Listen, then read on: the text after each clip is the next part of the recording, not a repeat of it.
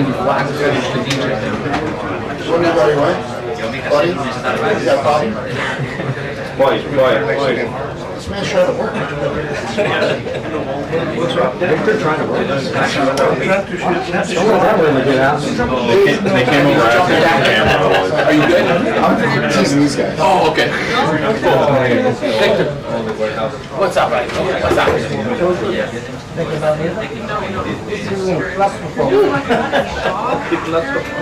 It's always right. Yep, that's it. What's up, buddy? Victor, can you get it tonight now? You got a camera?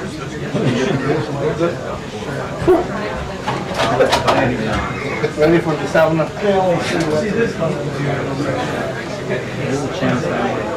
Do you mind if I use this? I'm not using it. Maybe in front of the same thing as last time. That's my seat right there. So you're fine. Tell me, how are you? Are you jumping back here? Yeah. How are you, man? Good, man. How are you? Let me know. You good? You good? Are you want to put a stool back here? Not too long. Are you sure? Yeah. Listen, I'm the boss. What's up? Oh, my number one back here too, the boss. What are you doing back there, boss? For the wall. No, it's not. My God, insult. Subtle. Once, and that was it. Now they wanted to. That's it. Yes, for Jay. The only time, because it was, you know, it was when the the guy was in there, and they passed the camera in the position. They always get out here to meet there. We asked.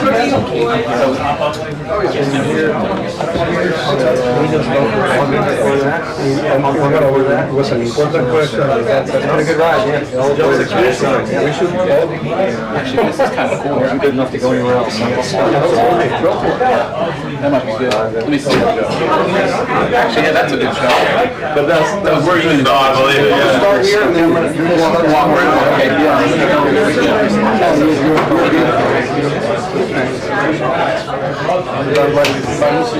What's happened? very well. Sometimes somebody shot someone. Lucky. Now we're here. I'll take a hit, believe me, I'm not. I know that. By the hour or two.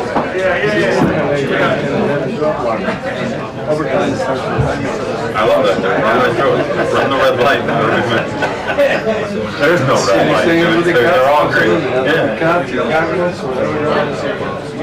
I'll glue it back together when we're done.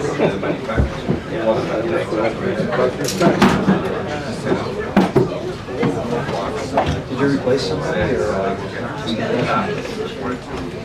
traveling anytime soon? You know what, Victor?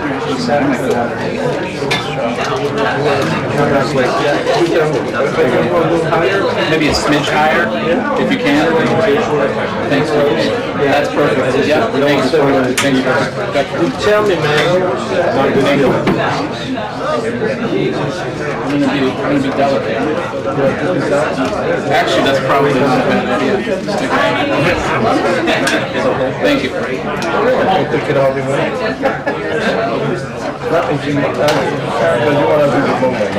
Right, yeah, I'm gonna use that. I want to make sure it doesn't pop up on me. Is it locked? Yeah, everyone loves you. Well, Just that, as I still sit here looking Thank you. This is somewhere in New England. My wife lives in, she's from Canada, so we go to probably end up retiring. Where's your nephew? Yeah, I know. I do. and every time you see more video, it's a new video. Big city. Yeah. Really? Every week.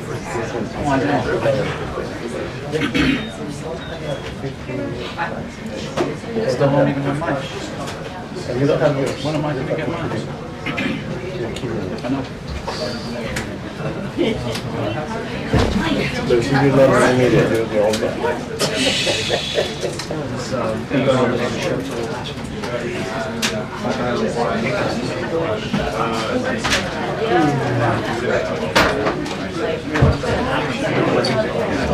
I looked at the shot. It's not going to get me much. Oh, there's much intense.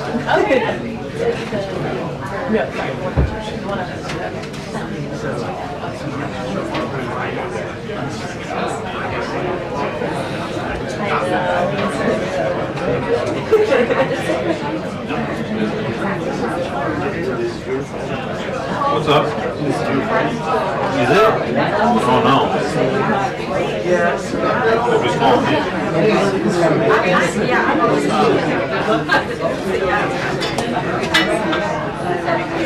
Yeah, Joe. Hey, let's talk about it. If you do get it, it's just like there's certain. It's just me. It's just a solo project. Yeah. So I'm shooting and editing, so I'm it's for my life. But I just want the White House for it. No, I know. Yeah. So I said the only way I can do it. He said it's for tomorrow. So this one, I said I use the shot. Yeah. Tomorrow I gotta go and cuts for Monday. Tuesday stuff though. Yeah. And bring in a ton of material. And by the time I'm done with that you're able to wrap, and I can start looking at your stuff. And then on Thursday, I can start looking at stuff that you do on Wednesday. And then the same thing for the Thursday. Is anybody doing it Friday? She not doing Friday? She's not there on Friday. So I need somebody, I said I can only do 2 days show. And I'm going to need support. 2 others, whether it's you or somebody, you know. So I told, I said, we have to figure this out because this is not a one issue. My fear is I become de facto do it. I know. Dude, and honestly, Yeah, I'll talk to him tomorrow. Even if he calls me later about it, I'm just gonna be like straight up like. This is like no knock on like anybody, but like, and not a knock on me either. I don't want to do like wrong. I want to do like that's what I'm saying. I understand. Yeah. No, I get, and like I think like the way you do them, yeah, but it's a in line of crossing over. Like even like what like Smith's doing, but like trailers. Like bro.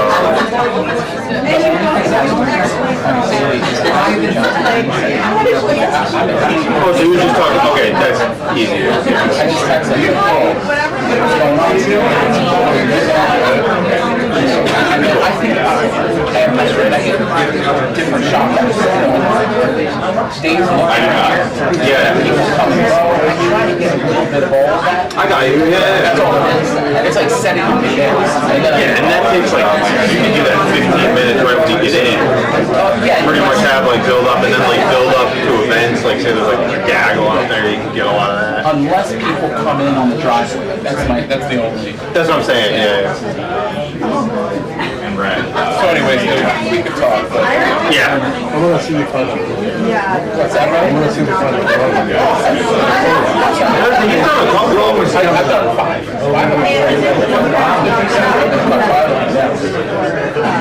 You know, man, it's a mix. It's a mix.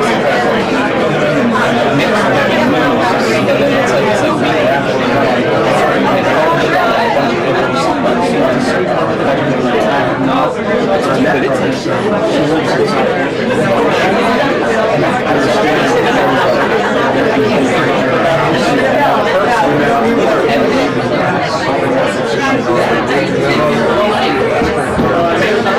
Special projects, but I don't know.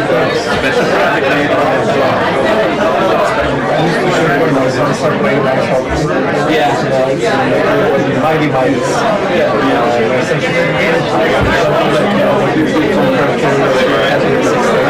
I'd rather be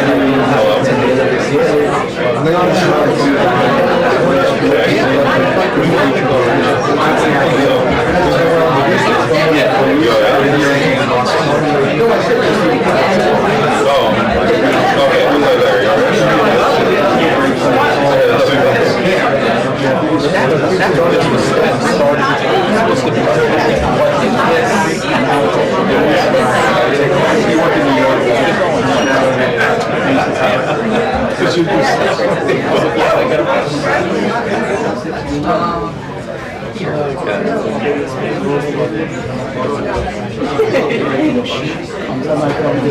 Could you hand it to them? Like that? Yeah, there you go. Thank you. Yep, just like that. Thanks, man.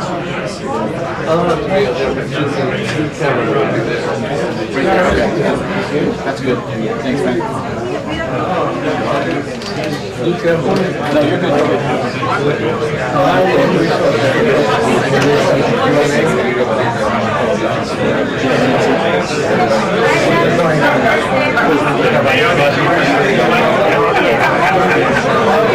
There was stomach on the side of the hallway.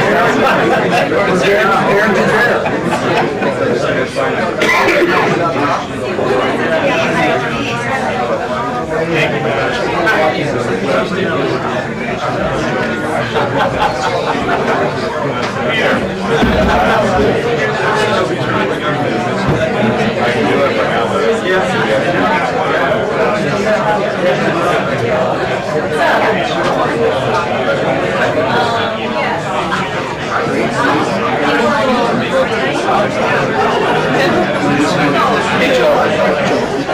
Mike's not turned on. Come on in. No, I'll leave it back. I can't. No, sorry. I can't take my seat too long. Want me to get it on? Hold on, good. This secretary? Kayla. You got it? No, can you turn it on? The button on the bottom of it? Hold it in. Hold it. Got it. Green light.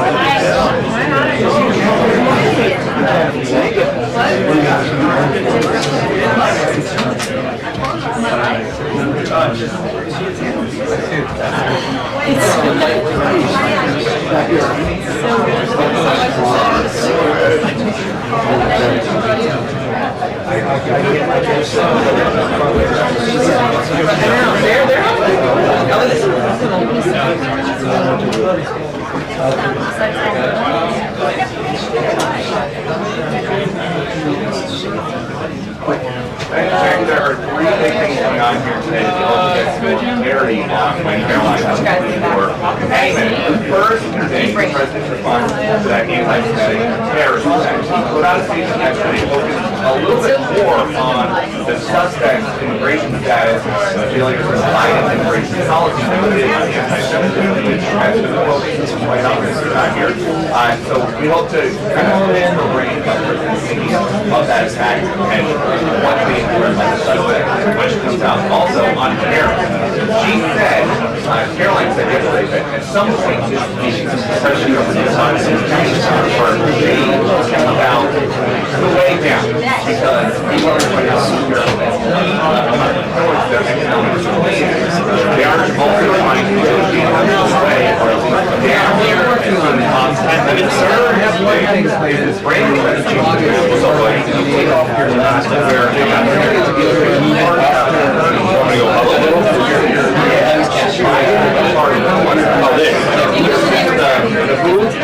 real tight. I'm like, I got very good. Here's one for I mean, that's not saying it's going to short your shoulders. You don't have to take it off. I am. They were like my colleagues, so they're our age. Now investigating. I love to find out. I'll send you a So Yeah, usually it's open. Thanks, dude. Then I'm gonna spend a week on it. So later, I think sounds like I'm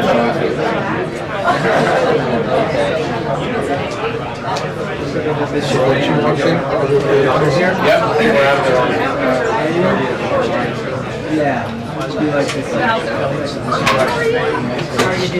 Wait there, yeah. Come on in. There you go. Yeah, no, it's a long, slow transition. You can't get rid of me. Bye. Thank you. Yeah, we have the settings in those group chats. Is your favorite? No, I'm not better than this. I know. I feel like they've been trying to get those causes. It's been a year's long project, yes. They thought we didn't have enough. Yes, there you go. It'll be fun. No, it'll be good, right? Yeah,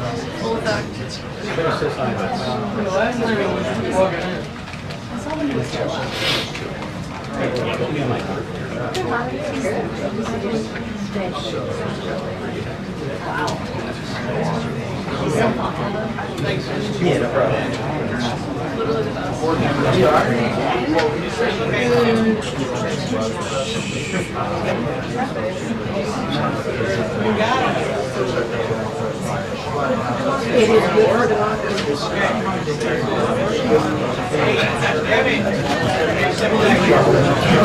What about it?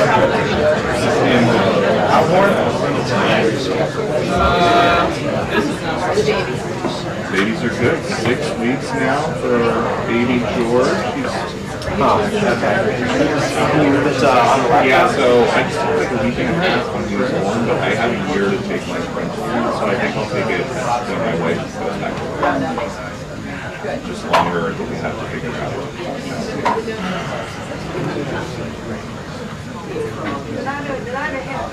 Yeah. And the way it'll get out, it'll need I don't think so.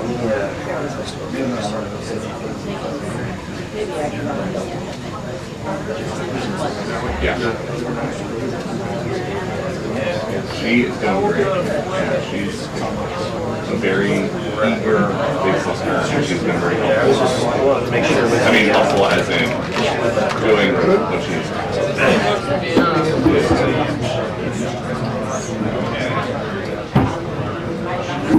like that a lot easier when the pool opened.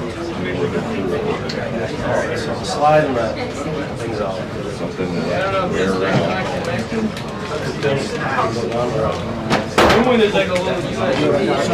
Good, no quality. Thanks, dude. That's perfect. Oh, yeah, don't worry. Thank you. Just send them the bill.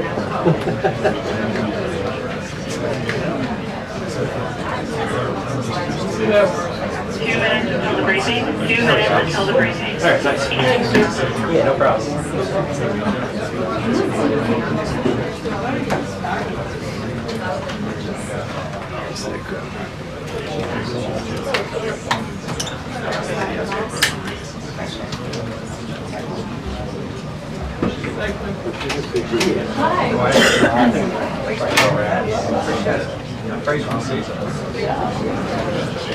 And it doesn't come easy.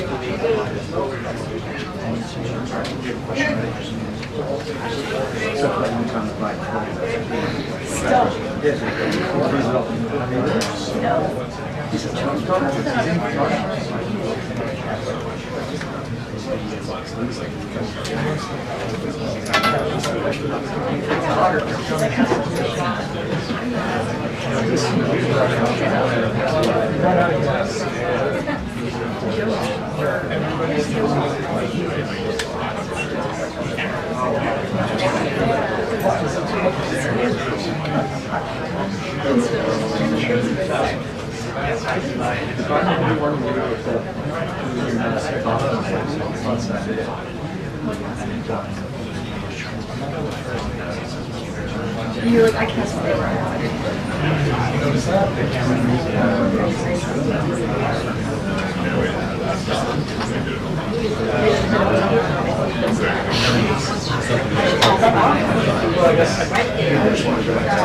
He changed the subject to his guns.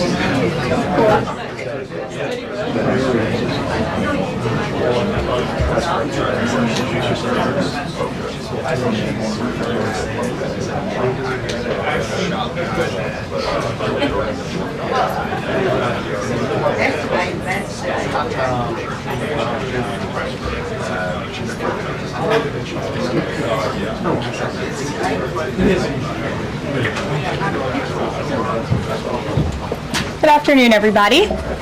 How are you? Good. It's good to see all of you. I want to start by addressing the horrific act of violence that took place on Sunday in Boulder, Colorado. President Trump and the entire administration's hearts go out to the victims, and they are in our prayers during this unimaginable time. According to reporting from Fox News, the alleged attacker admitted in an interview that he wanted to kill all Zionist people and had been planning the attack for over a year and would do it again if he could. This monster used a makeshift flamethrower and Molotov cocktails to light Jewish Americans on fire in an attempt to burn them alive. The victims at the incident location in Boulder were there to rally in support of Israeli hostages who remain in Hamas captivity. 12 were injured, including a Holocaust survivor. This is pure evil. The Department of Justice has already filed federal hate crime charges against the alleged perpetrator, and he will be held accountable to the fullest extent of the law. This tragedy is a sobering reminder of the consequences of the Biden administration's failed policies. According to the Department of Homeland Security, the Boulder suspect is an Egyptian national who was in the United States illegally. He entered the U.S. during the Biden administration in August 2022 on a B-2 visa until it expired. Upon the visa expiration, he overstayed, filed an asylum claim, and was given a work authorization by the Biden administration. Instead of deporting this heinous individual, Joe Biden's administration allowed him to stay in our country and to work.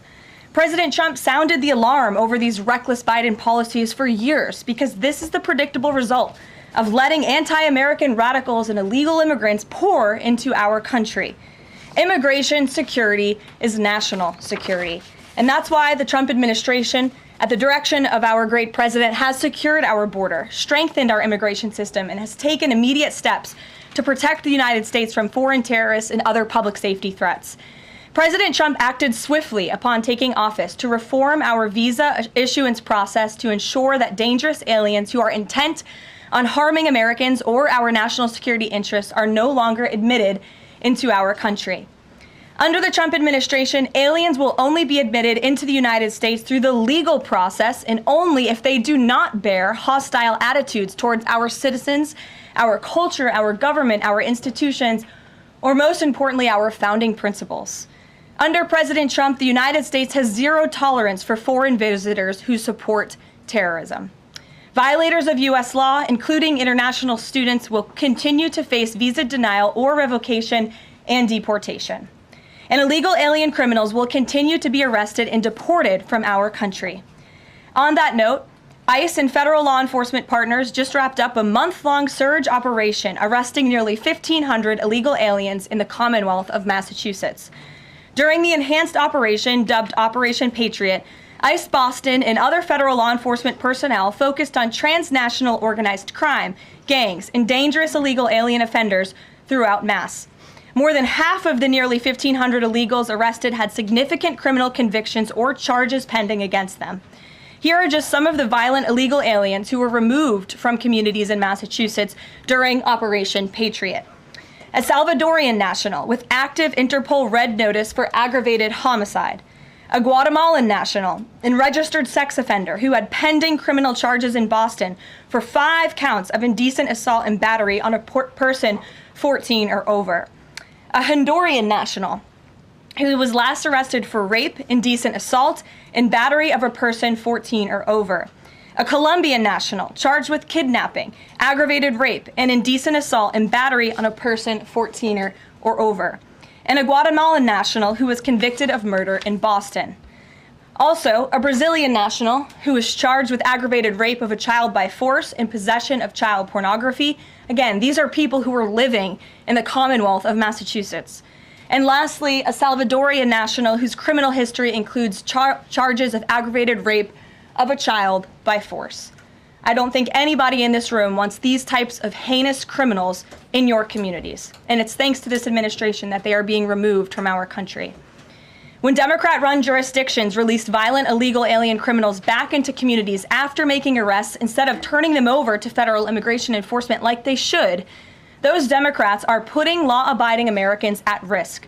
And these insane policies force law enforcement officials to make much more difficult arrests that put their lives, our law enforcement lives, in jeopardy. President Trump is incredibly grateful for our heroic officers on the front lines getting these violent illegal alien invaders out of our communities.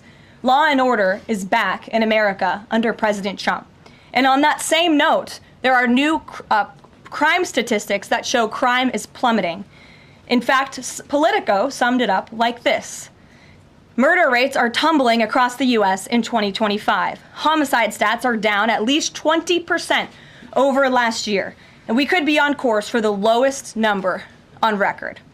With President Trump in charge, the days of criminals being put over victims are over. On the topic of immigration, the Washington Post just ran one of the most ridiculous headlines ever, even by their standards. And on my very first briefing several months ago, I said I would hold anyone accountable in this room. The Washington Post actually had this headline: the mysterious drop in fentanyl seizures on the U.S.-Mexico border. How is this mysterious? There is no mystery about why there is a decrease in fentanyl coming into the United States. This administration's strong border policies are the reason there has been a decrease in fentanyl trafficking. His strengthened relationship with Mexican President Sheinbaum and all of the measures he has been taking to deter illegal human and drug trafficking at our United States southern border is the reason for plummeting fentanyl seizures at the U.S. border. There is nothing mysterious about that, and we'd like to see the Washington Post update their headline accordingly. This is clearly trying to intentionally manipulate the minds of the Americans, and I think the American people understand why there's been a fentanyl drop. And our office responded to this inquiry. We provided a whole host of the reasons that fentanyl seizures at the southern border have dropped, and the Washington Post refused to run them, and that's despicable. In other news, positive economic reports continue to flood in. Inflation dropped to 2.1% in April. Personal income increased 0.8% in April. So inflation is down and wages are up. That's almost triple the expectations and against the doubts of nearly everyone in this room. And we also saw the largest monthly decline in the trade deficit on record as a result of President Trump's very powerful tariffs. Lastly, the price of eggs has dropped more than 61% since President Trump took office in January. I remember my very first briefing, I was asked about the cost of eggs. The reporter tried to insinuate it was this administration's fault, even though he had only been here for a few days or weeks. It was a result of the previous administration's terrible policies, and in record time, this president has fixed that problem that he inherited from Joe Biden, and now egg prices have dropped 61% since this president took office. There's a lot of good news, and I'm sure you have a lot of questions, so let's get to them. We have just the news in our new media seat today. Amanda Head, thank you for being with us. Why don't you kick us off? Sure, thank you so much. There is a disturbing trend of anti-Semitism turning into terrorism. Of course, the Boulder, Colorado instance that you just mentioned, the 2 Israeli embassy staffers who were murdered, Pennsylvania governor's mansion with the Jewish governor inside getting set on fire. Does the president consider this domestic terrorism? And as such, are there official alerts to law enforcement, BOLOs, task forces, things like that? The president has made it very clear, as he said in his statement yesterday, that yes, these anti-Semitic acts of violence are do qualify as terrorism, and he does not want to see terrorism or violence of any form taking place in the United States of America.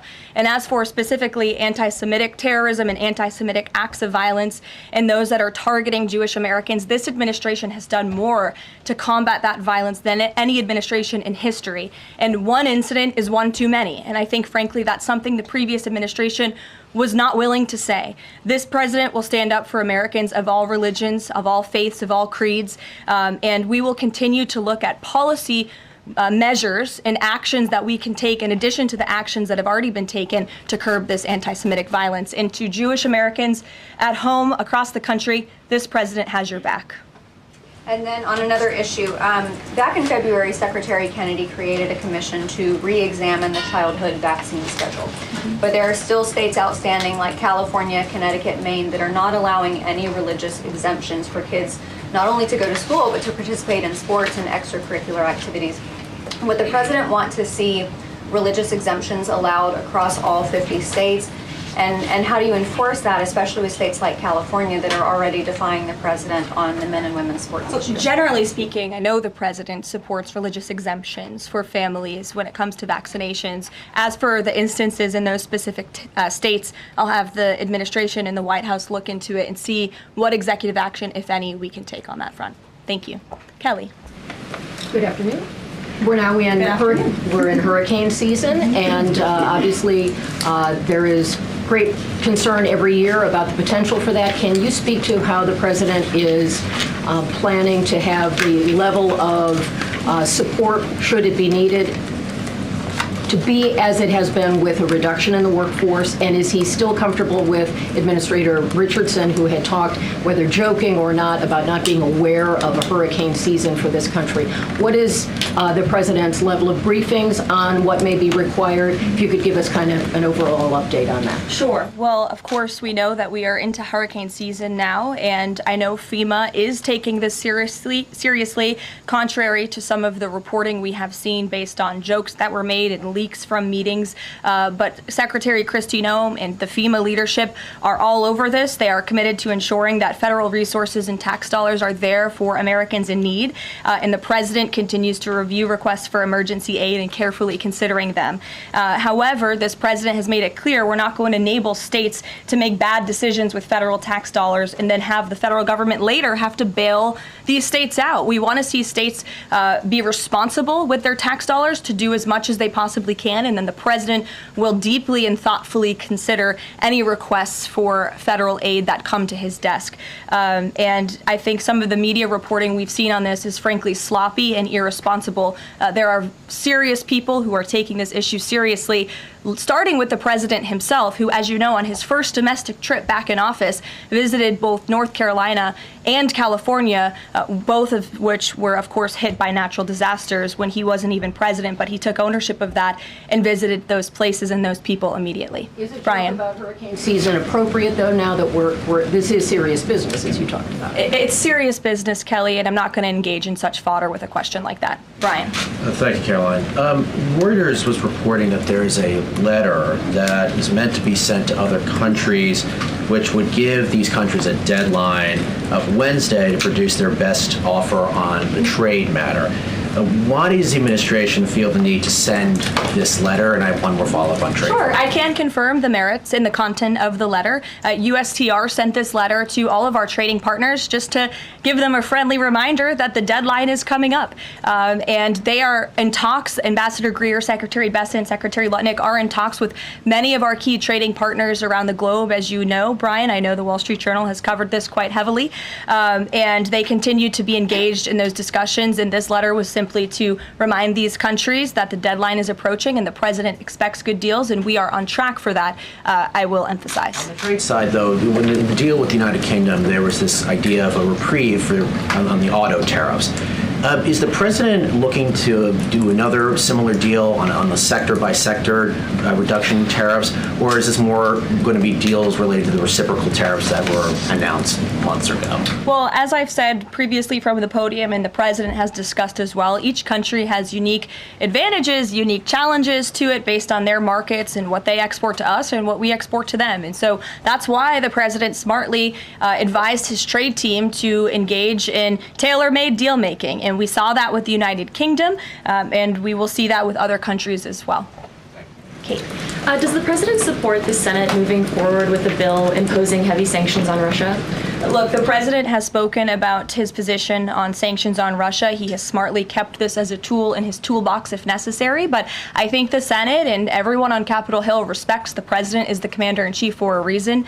And as you know, Russia and Ukraine engaged in direct talks yesterday. That was at the encouragement of this president when he spoke to both leaders of both countries via phone just a couple of weeks ago. And so I would just like to remind everybody how far we have come in just 4 months. I mean, it was inconceivable last year at this time for Russia and Ukraine to be engaged in direct talks. And it's because of the president's insistence and determination to get this war to an end that these countries sat down yesterday. So he's willing to use sanctions if he needs them, and the Senate and the Capitol Hill understand that the president is the commander-in-chief and he's leading United States foreign policy as he should. And on Iran, the president said that the U.S. would not allow for any uranium enrichment, but the proposal offered to the Iranians reportedly allows for low levels of enrichment. Can you explain that discrepancy? I'm not going to comment on alleged details of the report. We're not going to negotiate through the media out of respect for these ongoing discussions and negotiations that Special Envoy Witkoff is leading. The president made his position very clear on Truth Social last night. In fact, it couldn't be any more clear, and I would reiterate that's his position. Special Envoy Witkoff sent a very detailed and acceptable proposal to the Iranian regime that the president hopes they will accept, and if not, they will face grave consequences, as the president himself has reiterated. reiterated. Sure. Thanks, Caroline. You're welcome. A couple of things, if I may. Firstly, can you confirm whether or not President Trump is going to be going to the NATO summit in The Hague later this month? I can confirm he will be going to the NATO summit, yes. Great, thanks. And another question on the Netherlands, in fact. Just wondering if you have any reaction to the collapse of the Dutch government there after the anti-EU and anti-Islam leader Geert Wilders, who's been described as a Dutch Trump, pulled out of the government there. I don't have a comment on that, but certainly we should and we will get you one, okay? Thanks. You're welcome. Brett.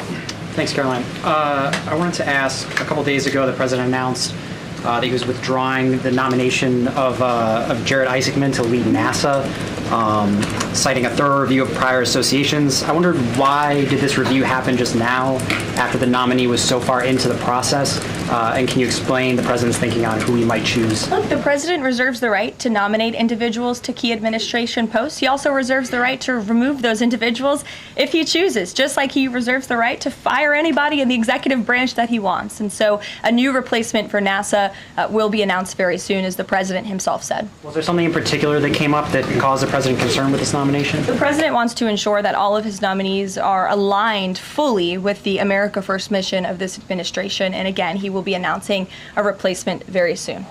Andrew, go ahead. Thank you, Caroline. You're welcome. It's been just about a month since President and Prime Minister Starmer announced... I can't see you all the way back there. Phil's head is in the way. There you go. So it's been just about a month since Prime Minister Starmer and President Trump announced that the U.S. and U.K. had reached a trade deal, or at least a framework for a deal. Now there are at least some conservative MPs in London who are complaining that Parliament has not yet seen the text of any deal. So I'd like to ask you from this side of the pond, is there a text for the deal ready to be released, submitted, and if not, when can we expect it? And then I have one more. There's most definitely text with this deal. There is language that this side has seen. You'll have to ask the UK Parliament why they haven't seen it from their own government. I obviously can't answer that question. And on Caroline, one more on Ukraine, go ahead, please. Jonathan. Sure, go ahead. On Ukraine, it's been a couple of days since Ukraine made that audacious drone strike on Russian airfields. The president hasn't said a word about it, and usually he's not shy about making his thoughts known on the war. Or, it's not bad on the war or any other subject. What have you heard from him on this audacious drone strike? Is he surprised? He said that Zelensky didn't have the cards when they met in the Oval Office a few months back. Does Zelensky possibly have some cards that the president hadn't known about? Look, the president's thinking on the Russia-Ukraine war as it stands, I spoke to him about it just this morning, is he remains positive at the progress that we've seen. Again, he urged both leaders to sit down and talk directly with one another, and they did that. Russia handed over a memorandum of peace, or a peace plan, or a suggestion of one, I understand, to the Ukrainian side. They also agreed upon the exchange of prisoners or hostages from each other's countries. So he remains positive about the progress that we're seeing, but he also is a realist, and he realizes these are two countries that are at war and have been for a long time because of his predecessor's weakness and incompetence. So he's working hard to solve this conflict, and that's where his mind is right now on it. Jonathan, go ahead. Thank you. Same topic, just to put a finer point on it. Does President Trump approve of Ukraine's decision to strike nuclear-capable bombers in Russia? I would like to let the president speak on that himself. And just to follow up, has the president... I would just add to that, the president does not want to see this war prolonged. He wants the fighting to stop, he wants people to stop dying, and he wants this to be solved at the negotiating table. The reason he is so deeply involved and has spent so much time and effort on this war is because he hates to see people dying. Again, these are not Americans that are being killed. These are Russians and these are Ukrainians. This is a war very far away. But this president truly cares about peace, and that's what he wants to see. What is President Trump doing to ensure that a similar internal drone attack doesn't happen here in the US, given this was done at pretty low cost, very stealthily. It obviously raises questions about our own security, particularly for US aircraft here. It absolutely does, and that's why the president nominated Secretary Hegseth and has approved some of the changes that have been made at the Pentagon to ensure that we have the most lethal fighting force in the world, and that the United States military is the best, the biggest. That's why he wants the One Big Beautiful Bill to be passed, because it increases our defense spending. It's why he also launched the announcement of the Golden Dome to prevent from missile strikes and attacks in the future. And the president has a full understanding, I can tell you because I've spoken to him about it, about the future of warfare and how drones are a big part of that. And I will not get ahead of our policy team, but I think you can expect to see some executive action on that front in the very near future. Caitlin. Two questions for you as well. On the Big Beautiful Bill, you said recently that it is, quote, blatantly wrong to say that it adds to the deficit. You essentially said that an estimate from the Congressional Budget Office and other scorekeepers you believe are wrong. But Republicans like Ron Johnson and Rand Paul disagree. They are saying that it will add to the deficit. That is their concern. Is the White House's position that those two Republican senators are, quote, blatantly wrong? It is. Those senators, it's not news that they disagree with this president on policy, and the president has vocally called them out for it and for their not having their facts together. I would add the Congressional Budget Office has been historically wrong. In fact, they predicted the Trump tax cuts from the president's first term in 2017. Their prediction was wrong by $500 billion. Those tax cuts had nearly $500 billion more of revenue than the Congressional Budget Office scored. And I would also point out, I don't think many people know this, there hasn't been a single staffer in the entire Congressional Budget Office that has contributed to a Republican since the year 2000. But guess what? There have been many staffers within the Congressional Budget Office who have contributed to Democrat candidates and politicians every single cycle since. So unfortunately, this is an institution in our country that has become partisan and political, and we are very confident in our own economic analyses of this bill. There is $1.6 trillion in savings, and our Office of Management and Budget Director, Russ Vought, is a fiscal hawk. He is well known in this city for being a well-respected fiscal hawk. He has tools at his disposal to produce even more savings. And as you know, the White House will be sending our rescissions package to Capitol Hill today. And on immigration, the other day that the Homeland Security Secretary said, and I'm quoting her now, that an illegal alien threatened to assassinate President Trump and highlighted his arrest. A man has now admitted to framing him, saying that he wrote the letter that the DHS Secretary Kristi Noem posted online. Last I checked before I came into the room, that post was still up from DHS. Does the White House expect them to issue a clarification or a correction on that We front? can ask the Department of Homeland Security and get back to you.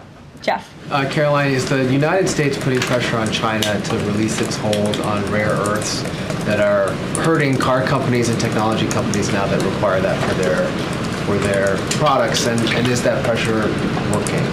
Well, I can assure you that the administration is actively monitoring China's compliance with the Geneva Trade Agreement. I know the United States, on our end, we have complied with the terms that we set, and our administration officials continue to be engaged in correspondence with their Chinese counterparts. And as you all know, and I know there's a lot of interest in it, there will be a leader-to-leader talk very soon. And when that happens, as always, we will let you know. Also, Asia, just does the White House have a reaction to the results of the election in South Korea? Yes, we do. In fact, let me find it here for you. It should be somewhere in here. Thank you. We do not, but I will get you one, Jeff. Go ahead. Thanks, Karoline. Two questions on trade. Is this letter that was sent to trading partners a sign that the president isn't satisfied with the pace of these negotiations? Is he trying to light a fire under these talks now? Well, look, the president has been very direct to our trading partners in his conversations with them, with foreign leaders directly, that they need to cut deals with the United States of America. The tariff agenda of this president, he believes very strongly in it. And as you've all seen, he's unafraid to use tariffs to protect our industries and protect our workers. But he wants to see these tailor-made deals be signed. And I will tell you, of course, I never want to be the one negotiating with the press about these internal discussions and deliberations. But our team, who is deeply involved in this, sees these deals moving in the right direction. In fact, Ambassador Greer is in Paris right now meeting with many of our trading partners. We should still expect this flurry of deals in the next 36 days, and the plan is still for those full tariffs to go back into effect on July 9th. The plan is for the announcement of these deals to be made very, very soon, yes. Sure. Thank you, Karoline. You're welcome. So Governor Whitmer confirmed that she spoke with President Trump about the possibility of pardoning the plotters against her, the kidnapping case. She didn't give us an idea of what the president's reaction was to that. Do you have any information about what he said? Well, I won't reveal the president's private discussion unless he gives me liberty to, but I will reiterate what he said publicly when he was asked by one of the journalists in this room in the Oval Office a couple of weeks ago about the pardons. He said it's something he would look at, nothing more, nothing less. Haley, go ahead. Thanks, Caroline. And then to Kelly next to you. Thank you. When it comes to the leader-to-leader call with Xi Jinping this week, what is the president's expectation of this call? Is he looking for concrete outcomes out of this, or is he looking to kind of warm relations as these trade talks are ongoing? Well, President Trump and President Xi have shared a respectful relationship throughout the years. And again, I won't get ahead of the president on that call, but as always, after you'll hear directly from the president or from myself or someone else here at the White House. Kelly. Caroline, thank you. I want to get back to the anti-Semitic behavior that's been going on college campuses, as well as recently in Boulder, Colorado. The president, as you know, has the White House Faith Office, the Religious Liberty Commission, as well as the Anti-Task Force on Anti-Christian Bias, which includes anti-Semitism. From a whole-of-government perspective, and the president has already mentioned how he hates these kinds of acts that have been going on, can these entities and these agencies work together with the president to put out a proactive campaign to help people stop the hate?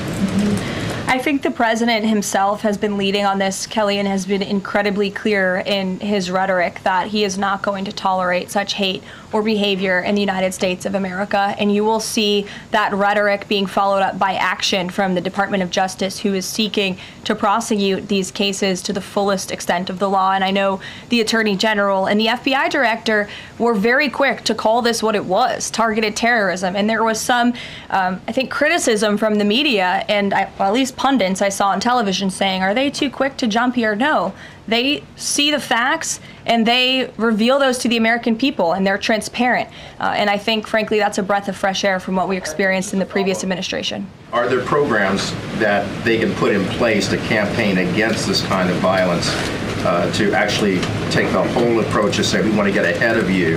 If you're thinking it, don't do it. And if you're going to do it, sit down and talk to someone within the Faith Office, within the Religious Liberty Commission, as well as the task force. Yeah, surely. It's a good idea, and I'll pass it along to them.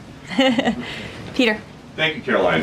When you look at these last-minute Biden pardons, the big ones, Biden siblings, Fauci, January 6th committee. That's right. Most of the big ones have the same very neat signature. We would expect that probably to be the auto pen. There is one that looks different. It looks authentic. In fact, if you look at the last name, it almost looks like the president was having a hard time spelling his last name there. Is this White House of the opinion that the only pardon that would count is one that the president signed himself? It's very interesting. Very interesting props. If you want to bring them to my office later so I can take a closer look, I would like to do that. The president is making a good point when he discusses the usage of the auto pen. Who was running the country for the past 4 years?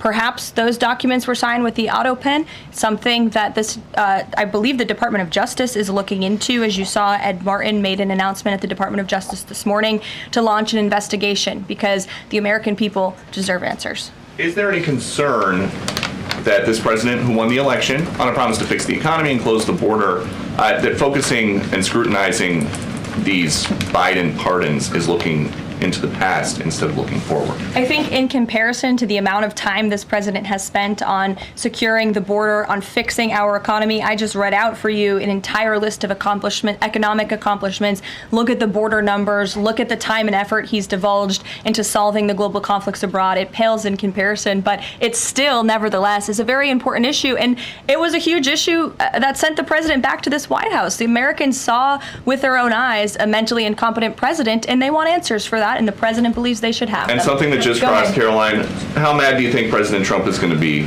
when he finds out that Elon Musk said, I'm sorry, but I just can't stand it anymore. This massive, outrageous, pork-filled congressional spending bill is a disgusting abomination. Shame on those who voted for it. You know you did wrong. You know it. Look, the president already knows where Elon Musk stood on this bill. It doesn't change the president's opinion. This is one big, beautiful bill, and he's sticking to it. Tamara. Thank you. The National Security Council was reorganized, or some staffing changes were made the Friday before Memorial Day. I'm hoping you can explain sort of the new structure, or what the structure is of the National Security Council, what the goal is in terms of staffing levels. What is the new National Security Council mode? Well, as with everything in this White House, it is a top-down approach. The president is here. He is president. He's not an auto pen like the previous president was. He's very much involved in literally every policy discussion and decision that takes place. And we felt it was best to reorganize the National Security Council to respond to that top-down approach that we have here in this White House, and to streamline the efficiency and the effectiveness of the National Security Council. And I would add that Secretary of State Rubio and now National Security Advisor Rubio is doing a tremendous job at leading the National Security Council. He knows the president. He understands where the president is on these issues. He's great to work with here at the White House. I can tell you that. I appreciate seeing him a lot more in the building. And he and the president and the entire National Security Council, who's made up of great patriots who love this country, are doing a tremendous job on the many conflicts around the world that this administration inherited. Is there a goal staffing level?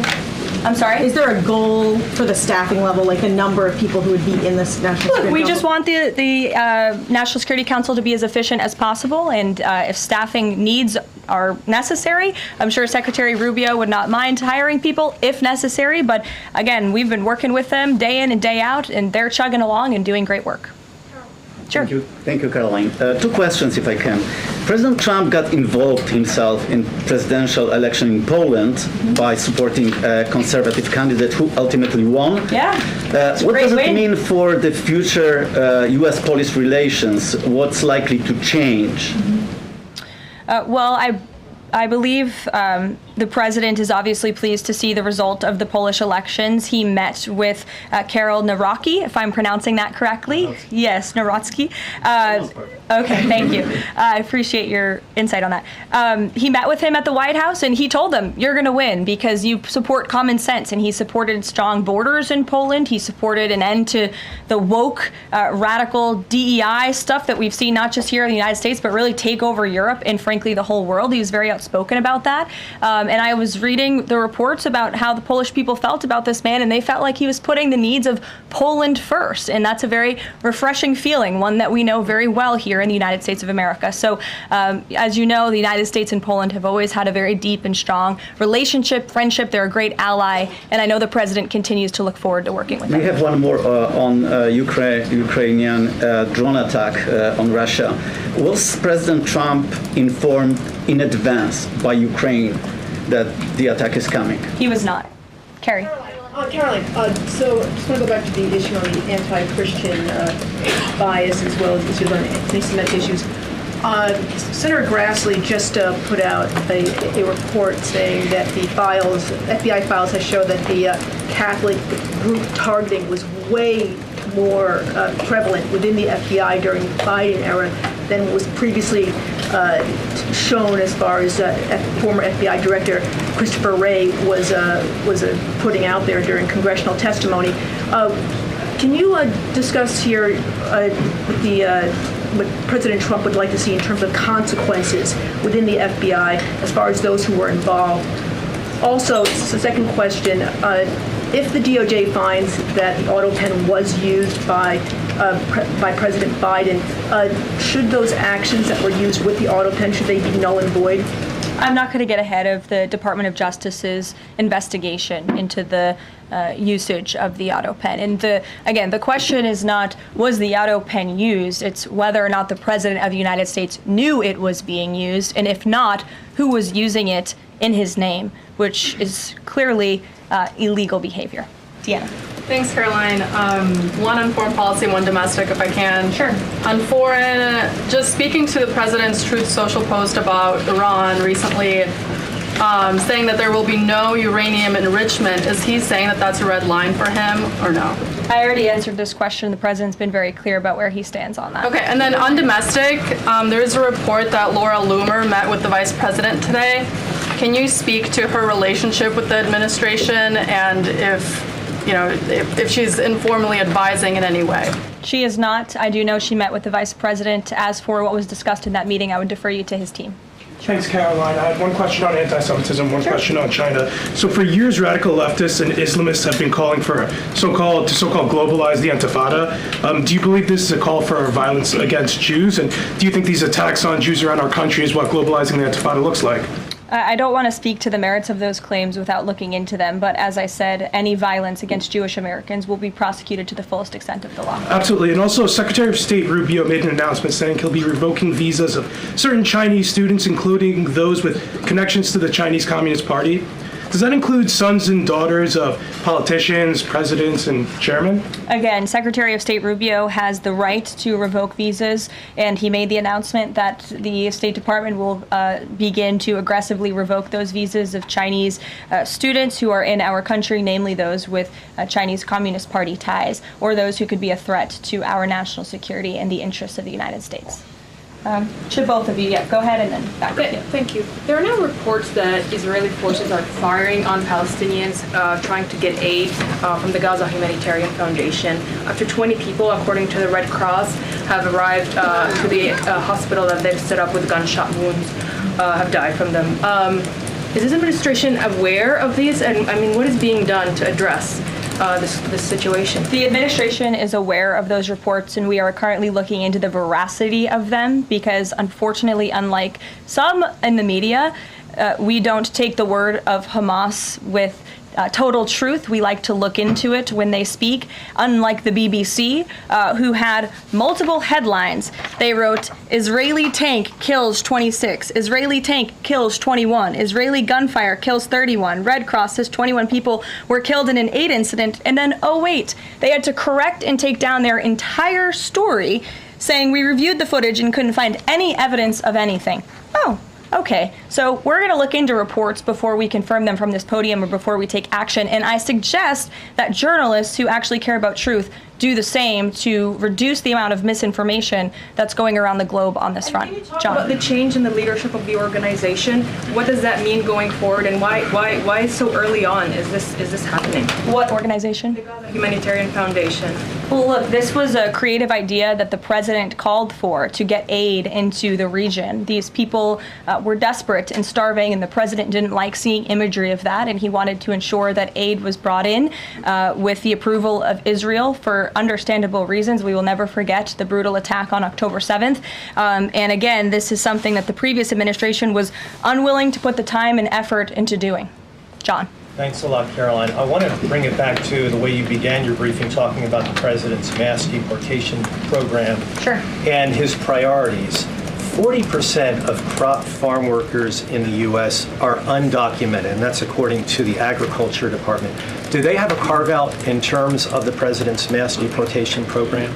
The president and the Trump administration have been very clear. If you are in the country illegally, you are subject to deportation. Is there any concern that, given that large number, if that number is correct, 40% of crop farm workers being undocumented, that could impact the food supply here in America if those individuals that obviously help pick crops all across the country are deported en masse? Again, this administration is focused on deporting individuals who are in our country illegally. It's something we have to do. We cannot allow the previous administration's invasion of our country of illegal immigrants to continue. We just can't have it. And this is a law and order president. As for our farmers and their concerns, they have a president who has their backs and listens to their concerns and hears them. But we also have a legal pathway to come to this country and work specifically for agricultural work. So there's a legal way to do it, and we encourage that legal pathway, and we're currently working on strengthening our legal immigration system for that reason. Sure. Thank you, Karoline. I just wanted to follow up on your statement last week regarding the Maha report. Sure. You said that there was, I understand there were some formatting issues with the Maha report that are being addressed, and that report will be updated. We also understand that since that, there have been some citations that came about. There's citations of studies that either did not exist or did not back up the report's conclusions. So when you were referring to formatting errors, Is that what you were talking about, or was it? Could you just explain that? Yeah, that's what I was talking about. There were formatting errors, and those errors were updated by the proper policy components here at the White House, and a new report was issued. So exactly what I said took place. Sure, go ahead, Alec. Yeah, good to see you. Good to see you. Congresswoman Mary Miller suggested that changing Pride Month to Family Month. I would personally like to see maybe a nuclear family month. Some people are saying, let's get a Veterans Month. Does the president have any plans on making a proclamation, or is it just going to be June this year? Well, there are no plans for a proclamation for the month of June, but I can tell you this president is very proud to be a president for all Americans, regardless of race, religion, or creed. Caroline. Reagan, go ahead. Thank you, Caroline. And then I'll go to you. Thank you. You're welcome. Colorado passed sanctuary protections for illegals 1 month before the terrorist attack this weekend. 2 questions. Why did the DHS remove the sanctuary cities list that it had published, which was ordered by the president? And then what is the administration going to do to further crack down on sanctuary jurisdictions to prevent attacks like what happened in Colorado? Sure. The Department of Homeland Security will be issuing a new list of sanctuary cities, an accurate list of sanctuary cities. As for what we're doing to crack down, the president has signed various executive orders and has directed the Attorney General to prosecute state and local officials who are not complying with federal immigration authorities and, most importantly, federal immigration law. Thanks, Caroline. Thank you, Caroline. Caroline. Thank you very much. Go ahead. So, does the president take calls from foreign leaders on the tariffs on steel and aluminum? Does he still intend to double them tomorrow morning?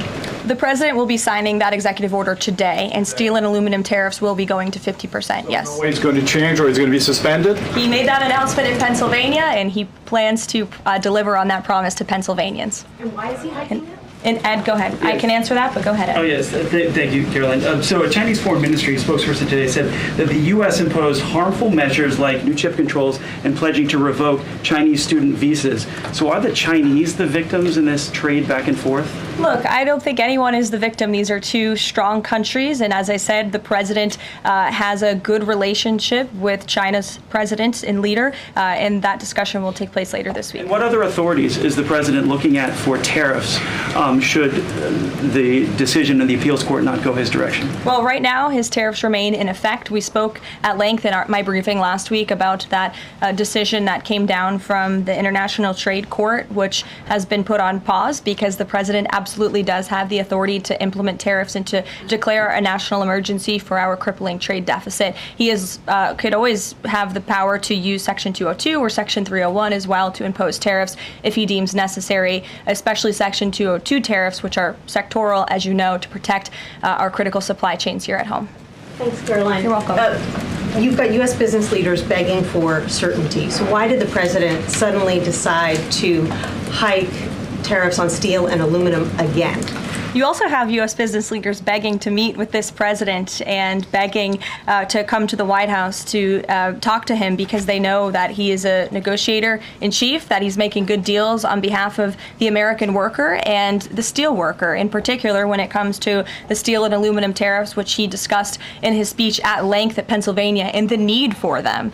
And I would just add, I was at that speech on Friday with the president, and there were 2,000 steel workers and their families in the room, many of them wearing their hard hats. I spoke to one backstage who said this is the greatest thing that has happened for that community in Pittsburgh, Pennsylvania in 60 years, because this is a president who doesn't just talk the talk, he walks the walk too, and he's delivering on his promises to bolster our steel and aluminum industries in this country and to protect those jobs. If not for this president, that steel plant in Pittsburgh, Pennsylvania would have closed. Those jobs would have been lost, and the president saved that company, he saved those jobs, and he's saving that community, and that's the intention of the steel tariffs, which he will sign later this afternoon.